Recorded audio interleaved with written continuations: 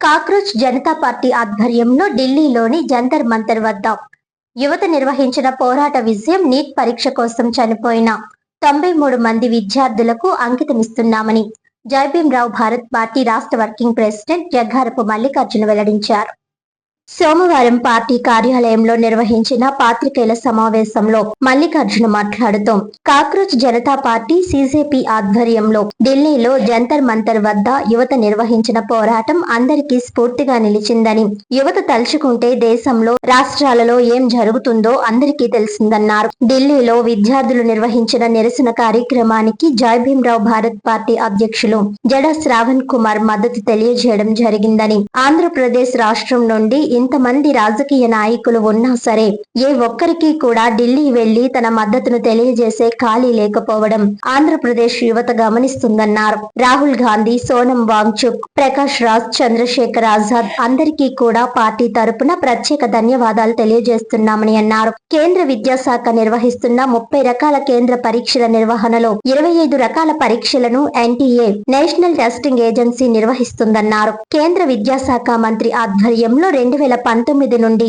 NTA నిర్వహించిన పరీక్షల కోసం 6,50,00,000 మంది విద్యార్థులు పరీక్షలు రాశారని అన్నారు. కేవలం 221 మంది ఉద్యోగులు ఉన్న ఎన్టీఏ సంస్థకు ఇన్ని కోట్ల మంది విద్యార్థులు పరీక్షలు రాసే భవిష్యత్తును కేంద్ర ప్రభుత్వం తాకట్టు పెట్టిందన్నారు. 2019 సంవత్సరంలో 1.20 కోట్లు, 2020 సంవత్సరంలో 1.30 కోట్లు, 2021లో 1.10 కోట్లు, 2022లో 1.50 కోట్లు, 2023లో 1.33 కోట్లు, 2024 సంవత్సరంలో 1.60 కోట్లు, 2025 సంవత్సరంలో 1.50 కోట్లు, ప్రస్తుతం 2026 సంవత్సరం మొదటిలోనే 65 లక్షల మంది ఎన్టీఏ నిర్వహించిన కేంద్ర ప్రభుత్వ పరీక్షలను విద్యార్థులు రాశారన్నారు. 75 రోజుల పాటు ఢిల్లీలో జంతర్ మంతర్ వద్ద విద్యార్థులు నిర్వహించిన నిరసన కార్యక్రమానికి కేంద్ర ప్రభుత్వం ఎన్నో ఆటంకాలను సృష్టించిందని, మొదట్లోనే కేంద్ర ప్రభుత్వం స్పందించి విద్యార్థుల సమస్యలను పరిష్కరించి ఉంటే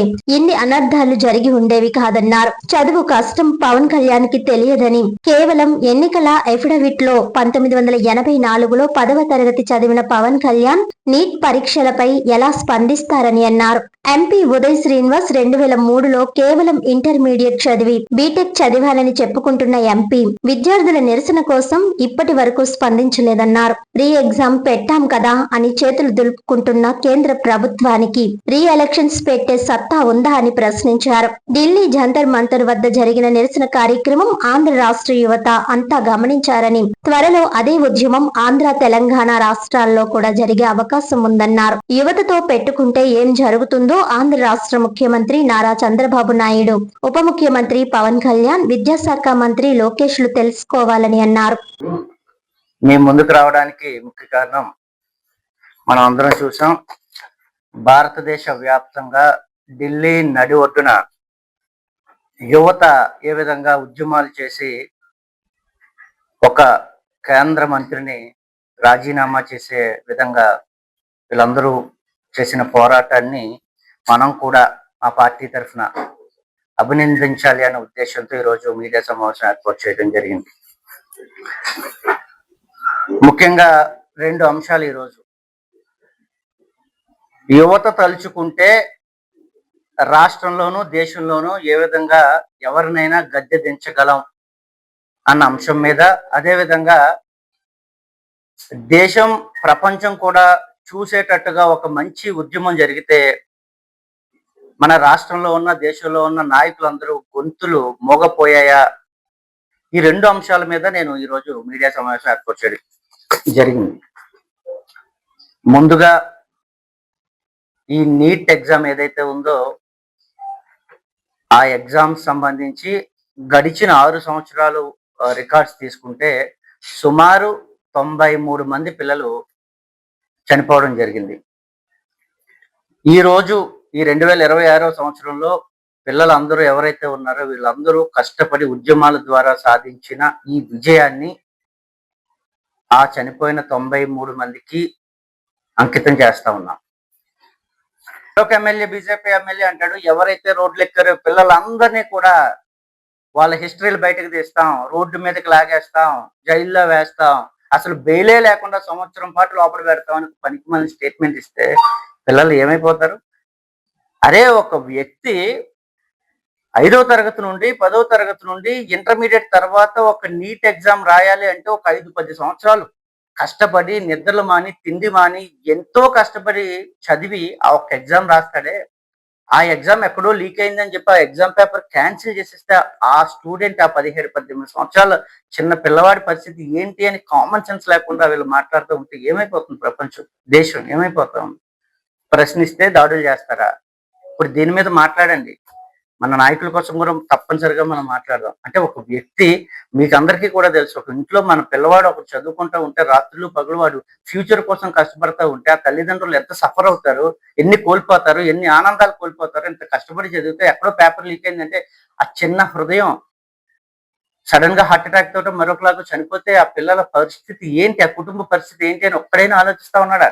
రీ ఎగ్జామ్ కండక్ట్ చేశాం కదా, మరి అందరికి కూడా ర్యాంకులు వచ్చాయి కదా, రేపేళ్ళలో కాలేజీలో జాయిన్ అవుతారు కదా అని పనికిమాలిన స్టేట్మెంట్ ఆ ఎంపీ ఇస్తే రీ ఎగ్జామ్ కండక్ట్ చేస్తారండి?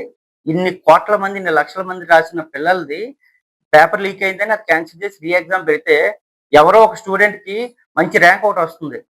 1వ ర్యాంకో 10వ ర్యాంకో 100వ ర్యాంకో వస్తుంది. అడికి మంచి సీట్ అని చెప్పి చాలా కష్టపడి చదివాడు. వాడు మరలా రీ ఎగ్జామ్ పెట్టినప్పుడు అడికి సరైన ర్యాంక్ రాకపోతే ఆ ప్రెజర్ తోటో ఆ కష్టంతోటో అనుకున్నట్టుగా రాయలేకపోతే ఆ విద్యార్థి పరిస్థితి ఏంటి?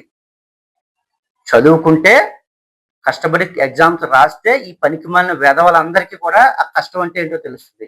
రీ ఎగ్జామ్ పెడతారా? మాకు నమ్మకం లేదు, ఎన్నికలు మొన్న బాగా జరిగాయి అని 24లో దమ్ముంటే పెట్టండి మీరు రీ ఎలక్షన్స్.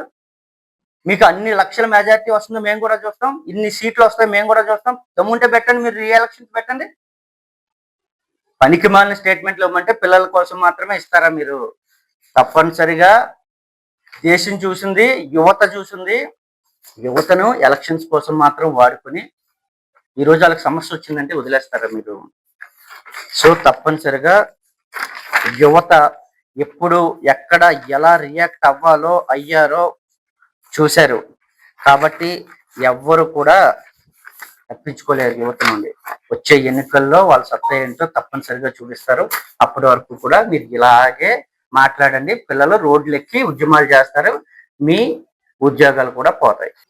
ఇదట లీక్ అయ్యింది కదా ఈ పేపర్, దాని మీద మాట్లాడకుండా కాక్రోచ్ జనతా పార్టీ అనే ఉద్యమంతో పిల్లలందరూ కూడా రోడ్ల మీదకి వచ్చి పనికిమాలిన స్టేట్మెంట్లు అంతా ఇస్తా ఉన్నారు అని మాట్లాడుతూ, చిన్న చిన్న మనసున్న వాళ్ళు, దేశ రాజకీయాలు లోతు తెలియని వాళ్ళు విభజన రాజకీయాలు చేసి దేశ సమగ్రతను బలహీనపరుస్తున్నారు అట. ఈ చిన్న చిన్న మనసున్న వాళ్ళే అందరూ కలిసి ఒక కేంద్ర మంత్రిని రాజీనామా చేసేటట్టుగా ప్రయత్నం చేశారు మిస్టర్ పవన్ కళ్యాణ్. ఒకసారి ఆలోచించు. అదే విధంగా ఇందులో సుమతి సతకు ఒక ఉదాహరణగా కూడా ఈయన మనకు చెప్పాడు. చీమ లాంటి చిన్న చిన్న జీవి కూడా పెద్ద పావును చంపగలదట. అలాగే చిన్న చిన్న ఆరోపణలు ఉన్న వాళ్ళు కూడా దేశానికి పెద్ద నష్టం చేస్తారట. ఇలా నష్టం ఎక్కడ చేశారయ్యా? మీలాంటి పనికిమాలిన రాజకీయ నాయకులు అందరూ కూడా రాష్ట్రాలని దేశాలని ఏలేస్తా ఉంటే పిల్లలందరూ కష్టపడి చదువుకుని రోడ్లెక్కి పోరాడి వాళ్ళు ఒక విజయాన్ని సాధించారు.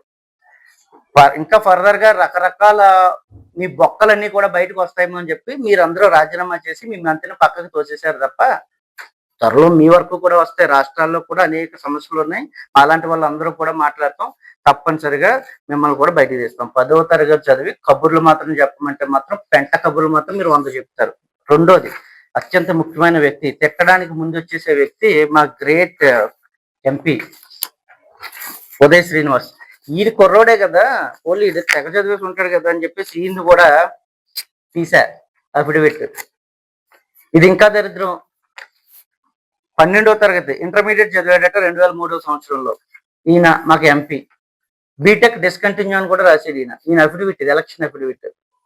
ఇంటర్మీడియట్ చదివి డిగ్రీ బీటెక్ లో నువ్వు డిస్కంటిన్యూ అయ్యి నీకేం తెలుస్తాయా? మాట్లాడమంటే ప్రకాశం రాజుని తిట్టు, మరొకరిని తిట్టు, లాని తిట్టు, వీరిని తిట్టు అంటే భూత పురాణం మొత్తం ఇప్పేస్తున్నాం కదా. పిల్లలకి జరిగిన అన్యాయం కోసం నువ్వు మాట్లాడు. ఏం మాట్లాడుతావు మేము కూడా చూస్తాం. ఇంటర్మీడియట్ లో 10th లో చదివేసి ఎమ్మెల్యేలు, ముఖ్యమంత్రులు, ఉప ముఖ్యమంత్రులు, మీరు ఎంపీలు అయిపోయి పిల్లలకి ఏదైనా అన్యాయం జరిగింది అంటే ఒక్కడు మాత్రం రాడు. ఏమన్నా చెప్పమంటే మాత్రం ఇక మంచి కథలు చెప్తారు. ఇప్పుడు మొన్న సుమతి సత్యం కాదు ఇప్పుడు చెప్పడం, వీళ్ళు మంచి కథలు చెప్తారు. మంచోడు చెడ్డోడు, చెడ్డోడు మంచోడు కథలు చెప్పమంటే మాత్రం చెప్తారు. అంటే ఏం కాదు ఇది. మంచోడు చెడ్డోడు అంటే బీజేపీ వీళ్ళకి నచ్చితే దేవుడు గొప్పోడు, మోదీ అంటే అంతకు మించినోడు ఎవడో లేడు దేశంలో, ప్రపంచంలోనే గొప్పోడు అని చెప్పి మంచోడు అంటారు. మళ్ళా విడిపోతే అబ్బెబ్బెబ్బెబ్బే పెళ్ళాన్ని కూడా సరిగ్గా చూసుకోలేనాడు, ఈడేం మంచి అయ్యా బాబా, అస్సలు చాలా చెడ్డోడు, మోదీని నమ్మకండి అని చెప్పేసి పెద్ద పెద్ద కబుర్లు చెప్తారు. మళ్ళా మంచోడు, అయ్యో నీకంటే గొప్పోడు ఎవ్వడో లేడు, మరలా 24 ఎలక్షన్స్ కి మరలా మంచోడు, మరలా ఇప్పుడు ఏమైనా తేడా కొడితే మళ్ళీ చెడ్డోడు. ఈ మంచోడు చెడ్డోడు కథలు మీరు జనాలకు చెప్తే మేము ఎదవల్లాగా వింటా ఉంటాం. చంద్రబాబు నాయుడు గారు, లోకేష్ గారు, పవన్ కళ్యాణ్ గారు, ప్రజలు కూడా చూస్తూనే ఉన్నారు. మీ మంచోడు చెడ్డోడు కథలు మేము కూడా ఎవడు మంచోడు ఎవరు చెడ్డోడో గ్రహించడానికి సిద్ధంగా ఉన్నాం. అండ్ ఇంకో కథ ఒకటి చెప్పారు, కట్టే కొట్టే తెచ్చేట. ఈ కట్టే కొట్టే తెచ్చే అని వీళ్ళు ఒకసారి వాడినప్పుడు నేను ఏదో అనుకున్నాను, కానీ ఇప్పుడు అర్థమవుతుంది. ఈవీఎం మిషన్లు అన్ని కూడా ఒక కట్టగా కట్టేస్తారు, వీళ్ళకి నచ్చిన అందరికీ కొట్టుకుంటూ వెళ్ళిపోతారు. మొత్తం వీళ్ళకి ఎన్ని సీట్లు కావాలో అన్ని కూడా తెచ్చేసుకుంటారు. ఈ కట్టే కొట్టే తెచ్చే ఈ మంచోడు చెడ్డోడు కథలు వినటానికి రాష్ట్రంలో దేశంలో యువత సిద్ధంగా లేదు. మిస్టర్ పవన్ కళ్యాణ్ గారు సిద్ధంగా ఉండండి. మీ అందరికీ కూడా 3 రోజులు దగ్గరగానే ఉన్నాయి. చదువుకుంటే, సంస్కారం ఉంటే, అందరూ ఎలా మాట్లాడాలి, పిల్లలకి ఇబ్బంది వచ్చినప్పుడు వాళ్ళకి అకౌంటబిలిటీగా ఏ విధంగా మాట్లాడుంటుంటే ఈ సిజేపీ పార్టీ రాదే, ఆ పిల్లలు ఆ పేరు పెట్టుకునే రోజు రారే. సిజేపీ పార్టీ రావడానికి మీరే కదా కారణం, పిల్లలు రోడ్డు ఎక్కడానికి మీరే కారణం. ఎక్కడో 10 మంది 100 మంది పిల్లలు ఇన్ని లక్షల మంది ఇష్యూ జరుగుతున్నప్పుడు చిన్న చిన్న సమస్యలు క్రియేట్ చేస్తే దేశద్రోహులు, రాజద్రోహులు, పాకిస్తాన్ నుంచి వచ్చారు, మరలా 317 రద్దు చేసేస్తారట, ఎవడో ఎక్కడో 4 మాటలు మాట్లాడితే అవి మాత్రం మీ అందరికీ కనిపిస్తా ఉన్నాయా? ఇంతమంది పిల్లలు హంగర్ స్ట్రైక్లు చేస్తూ, రోడ్లు ఎక్కి ధర్నాలు చేస్తూ, ఒక ఎగ్జామ్ పేపర్ లీక్ అయింది బాసు, మా జీవితాలు నాశనం అయిపోయిన మాట్లాడితే దాన్ని పక్కన పెట్టి అక్కడక్కడ మోదీని తిట్టాడు, అది తిట్టాడు, ఇది మాత్రం మీకు కనిపిస్తా ఉందంటే పిల్లలు కూడా ఇవన్నీ కూడా గ్రహిస్తా ఉన్నారు. తప్పనిసరిగా ఇది ఎన్నికల కోసం మాత్రమే కాదు, తప్పనిసరిగా యువత తలుచుకుంటే కేంద్ర మంత్రులనే కాదు, ప్రధాన మంత్రులు, ముఖ్యమంత్రితో సహా రాజీనామాలు చేసే కార్యక్రమాలు కూడా వాళ్ళే చూసుకుంటారు. మీరు యువతతో దయచేసి పెట్టుకోకండి. ఏదైనా ఇబ్బంది వచ్చినప్పుడు వాళ్ళందరికీ కూడా అకౌంటబిలిటీగా ఉంటారని ఆశిస్తా ఉన్నాం.